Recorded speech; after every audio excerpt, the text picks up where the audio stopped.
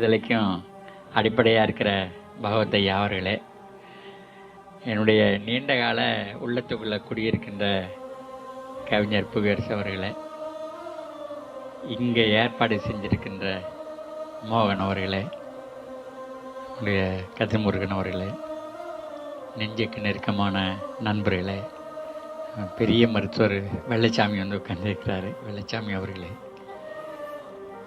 என்னுடைய நெஞ்சுக்கு நெருக்கமான உழவர் பெருங்குடி மக்களே, எல்லோருக்கும் என்னுடைய அன்பு கலந்த வணக்கம். நம்மாழ்வார புரிஞ்சுக்கிறதே கஷ்டம். இப்போ நம்மாழ்வார மற்றவங்க புரிஞ்சுக்கிறது கஷ்டம்.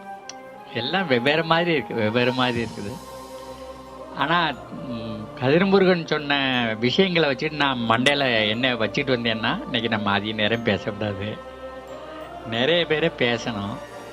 கொடுத்து வாங்குறதா இருக்கணும். சும்மா கொடுக்கறதாகவும் வாங்கிட்டு போகிறதாகவும் இருக்கக்கூடாது. இப்படி தான் மண்டையில் வச்சுருக்காங்க.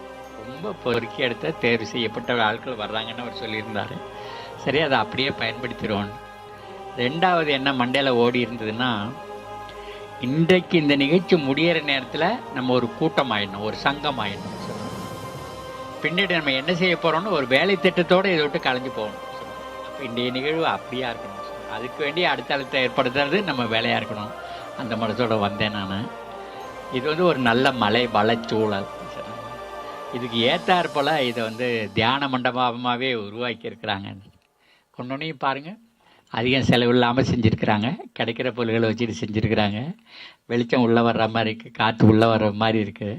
ஆனால் இன்றைக்கி நிறைய செலவழித்து கோடிக்கணக்கில் செலவழித்து கட்டடம் கட்டுறதெல்லாம் எல்லா சன்னாலும் மூடி கிடக்கும். உள்ளே ஏர் கண்டிஷன் பண்ணியிருக்கோம். இங்கே எதுக்கு ஏர் கண்டிஷன் பண்ணீங்க? நீங்கள் சுகமாக இருக்கணுங்கிறதுக்காக தானே. ஆனால் ஏர் கண்டிஷன் பண்ணுறதுக்கு மின்சாரம் வேண்டியிருந்தது தானே. அந்த மின்சாரத்தை உற்பத்தி பண்ணுறதுக்கு கரியை எரிச்சிங்க தானே. கரியை எரித்து ஆகாயத்தை சூடாக்கினீங்க தானே. அந்த கரியை எடுக்கிறதுக்கு பூமியை தோண்டிங்க தானே. அங்கேருந்தே இயற்கையெல்லாம் அழிச்சிங்க தானே. அதை தூக்கிட்டு வர்றதுக்கு பாதை போட்டிங்கல்ல, அங்கே எல்லாத்தையும் அழிச்சிங்க தானே.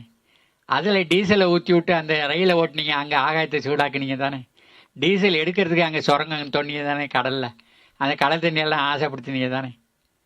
அப்போ நீங்கள் சுகமாக வாழணும்னு நினச்சி நம்ம சுகத்தெல்லாம் அழிக்கிறதுக்கு வேணுங்கிற எல்லாத்தையும் செஞ்சுட்டாங்க. அப்போ நம்ம என்ன பண்ணுறோன்னா, இயற்கையிலேருந்து விலை போயிட்டுக்கிறோம். சரிதானா? ஆனால் உண்மையில் சுகங்கிறது இயற்கையை நெருங்கி போவது மட்டும்தான் இருக்குது. அதுக்கு ஏற்றாறு போல் இங்கே ஒரு வளாகத்தை உருவாக்கி நம்மளெல்லாம் கூட்டி வச்சு பேசுகிறதுக்கு ஏற்பாடு பண்ணியிருக்கிறாங்க. இதுலேருந்து நம்ம ஏதாவது நிறையா பாடம் கற்றுக்கணும். அந்த ஆரம்பத்தில் நல்ல மனசில் முடிவு பண்ணிக்கோங்க. நம்மாழ்வார் வந்து அதான் நம்மாழ்வாரை நீங்கள் நிறைய பேர் புரிஞ்சுக்கல. நீங்கள் நம்மாழ்வாரை கேட்டதுக்காக வந்திருக்கீங்க. நம்மாழ்வாரை உங்களுக்கு அறிமுகப்படுத்தினாலும் ஒழுங்காக அறிமுகப்படுத்தலை. இவ்வளோ காலம் கதிர்முறையை என் கூட இருந்த போதும் கூட நம்மாழ்வாரை அவர் சரியாக புரிஞ்சுக்கலையா, இல்லை சரியாக உங்களுக்கு அறிமுகப்படுத்தலையான்னு புரிஞ்சுக்கலைங்கய்யா. அதாவது நம்ம கிட்டத்தில் ஐயாவுடைய இதை சொல்லி தான் ஆரம்பிக்கிறேன். நான் இவர்கிட்ட தொலைபேசியை கொடுத்தாங்க, எங்கள் 2 பேரையும் அறிமுகப்படுத்தி வச்சார். அன்னைக்கு இவர்கிட்ட சொன்னேன் நான், ஐயா அவங்க புத்தகங்கள்லாம் படிச்சுக்கிட்டு இருக்கிறேன், என்ன மாதிரியே நீங்களும் எளிய நடையில் எழுதுறீங்க, என்ன மாதிரியே கதையை சொல்லி விளையாங்க வைக்கிறீங்கன்னு சொன்னேன். அந்த ஒரு கதை சொல்லிடுறேன் பாருங்கள், இப்போ அவங்களுக்கும் தெரிஞ்சிடும். எல்லாரும் மண்டைக்குள்ளே நிறைய நிறைச்சி வச்சுருக்கீங்க. இது காலி மண்டை கிடையாது. ஆனால் ஒரு விஷயம் நம்ம காதுக்குள்ளே வருதுன்னா, இதுக்கு முன்னாடி வச்சுருக்கோம்ல, அதோடு இணைச்சி தான் சேர்த்துக்கிறீங்க. ஒன்று கூட்டி வச்சுக்குவீங்க, குறைச்சி வச்சுக்குவீங்க. நம்மளால் சொன்னது அப்படியே உள்ளுக்குள்ளே போகாது, அப்படியே வெளியில் வராது. அதுக்கு தான் அந்த கதையை சொன்னார்.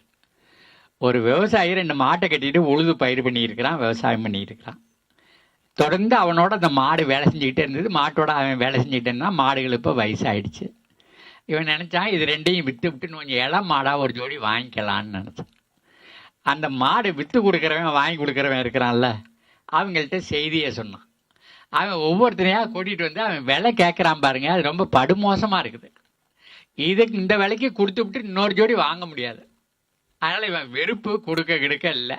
மண்டைக்குள்ளே இந்த வெறுப்பு அப்படியே நிறைஞ்சிருச்சு. அங்கே வழியோட போகிறவன் கேட்டான், ஐயா சந்தைக்கு போகிறதுக்கு இதான் பாதையான்னு கேட்டான். சந்தைக்கு போகிறதுக்கு அவ்வளோதான் உங்கள்கிட்ட எதிர்பார்க்குறேன் நானும்.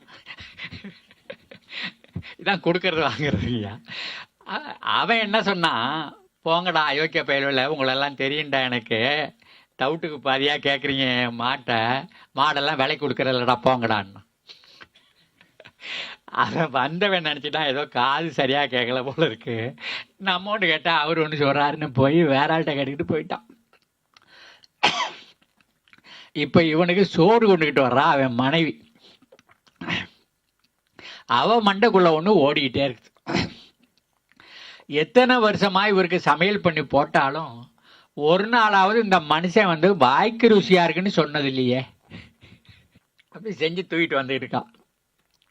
அவன் இறக்கிறத பார்த்துட்டு கையை கழிட்டு வர்றவன் அவனை சொல்லிட்டு வரான், எனக்கு கொஞ்சம் குடிக்க தண்ணி வேணும்.